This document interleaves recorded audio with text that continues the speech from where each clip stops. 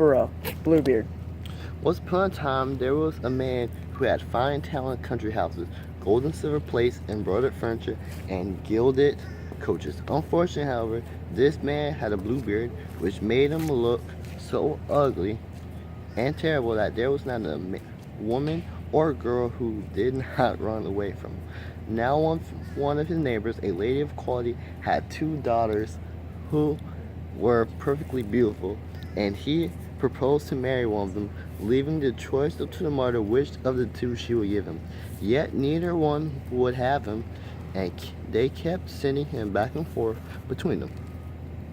Not being able to make up their minds to marry a man who had a blue beard, what increased their distaste in him was that he had already had several wives and nobody knew what had become of them.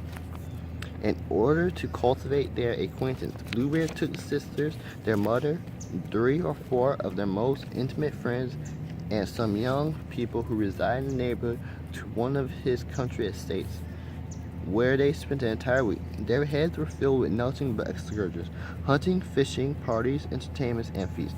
Nobody went to bed. The whole night was spent in merry games and gambles. In short, all went off so well that the youngest daughter began to find that the beard of the master of the house was not as blue as it used to be, and that he was a very worthy man.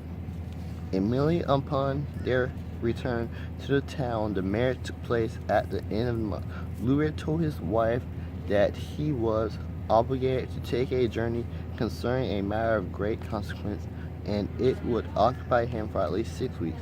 He asked her to assume herself as the best as she could during his absence, and to invite her closest friends to make them into the country with her if she pleased, to offer them fine meals. Here are the keys to my great storerooms, he said to her. These are the keys to my chest, in which are kept the gold and silver plates that are only used upon special occasions.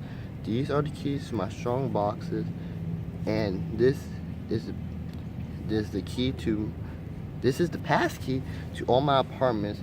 And as for the small key, it is for the little room at the end of the long corridor on the ground floor. Open everything and go everywhere except into that little room, which I forbid you to enter. My orders are to be strictly obeyed. And if you should dare to open that door, my anger will exceed anything you have ever experienced.